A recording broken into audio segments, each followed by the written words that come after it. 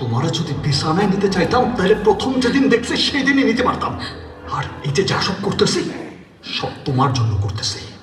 বরবাদ team খুব আশাবাদী তাদের সিনেমা 100 কোটি ক্লাবে যাবে এবং শাকিব খানের সেই স্বপ্ন পূরণ হবে। তবে বরবাদের এত আয় সম্ভব কিনা তা নিয়ে সিনেপ্লেক্সের এক কর্মকর্তা জানায়, বর্তমানে যেভাবে বরবাদের সেল হচ্ছে এই ধারাবাহিকতা যদি টানা 3 থেকে 4 সপ্তাহে চলে তাহলে বাংলাদেশের সিনেমা ইতিহাসে ছোট ইন্ডাস্ট্রি হিসাবে বিশাল অর্জন হয়ে দাঁড়াবে। শত কোটি টাকা আয় অসম্ভব নাও হতে পারে, তবে এখন দর্শক গতানুগতিক থাকলেও এর আয় 60 কোটি টাকা যাবে। তবে প্রযোজক জানান তাদের সিনেমাটি বড় পরিসরে যুক্তরাষ্ট্র ও কানাডায় মুক্তি পাবে। পরবর্তী সময়ে অস্ট্রেলিয়া, যুক্তরাজ্য, মধ্যপ্রাচ্য সহ বিভিন্ন দেশে মুক্তি পাবে। বিদেশের এই বাজার থেকে তারা 10 থেকে 15 কোটি টাকা আয় করতে চান। এজন্য বরবাদকে আয় করতে হবে প্রায় $10 লক্ষ।